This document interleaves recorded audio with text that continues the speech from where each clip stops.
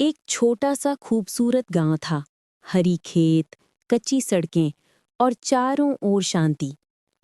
उसी गांव में रहता था एक मेहनती किसान, रामू।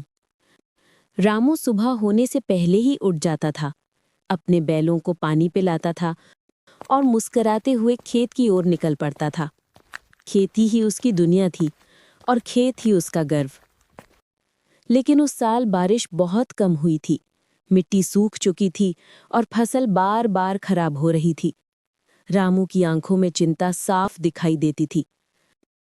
घर में खाने भर का भी इंतजाम मुश्किल होता जा रहा था। उसकी पत्नी और छोटा बेटा उसकी हालत देखकर चुपचाप दुखी रहते। एक शाम जब रामू खेत में अकेला बैठा आसमान की ओर देख रहा था, तो उसका बेटा मोहन उसके पास आया और बोला, बाबा, आप चिंता मत करो। बारिश नहीं होगी तो हम कोई और तरीका ढूंढ लेंगे। मैं आपकी मदद करूंगा। रामू ने अपने बेटे को देखा और हल्की मुस्कान आ गई। उसे यकीन था, आसमान चाहे रूठ जाए, पर उसका बेटा नहीं रूठेगा। अगले दिन रामू और मोहन गांव के बुजुर्गों के पास गए। उन सब ने मिलकर एक विचार सोचा। अगर बारिश नहीं आती तो क्यों ना गांव मिलकर एक नहर खोदे, जिससे पास की नदी का पानी खेतों तक पहुंच सके। सबको ये सुझाव अच्छा लगा, लेकिन काम बहुत बड़ा था।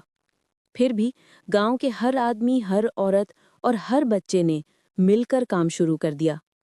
धूप तेज थी, हाथ थक रहे थे, पर हिम्मत किसी ने नहीं छोड़ी। रामू सुबह से शाम तक कुदाल चलाता था और मोहन उसके साथ मिट्टी हटाता था। देखते ही देखते नहर बनने लगी। कुछ ही दिनों में नहर तैयार हो गई और पहली बार नदी का पानी खेतों की ओर बहता दिखाई दिया।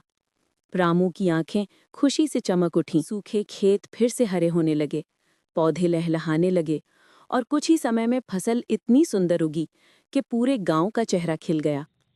फसल कटने के दिन रामू अपने खेत के बीच खड़ा मुस्कुरा रहा था। उसने ऊपर आसमान को देखकर कहा, मेहनत और एकता से बड़ा कोई वरदान नहीं होता। मोहन ने उसके हाथ पकड़कर कहा, बाबा, हमने कर दिखाया। रामू ने अपने बेटे को सीने से लगा लिया।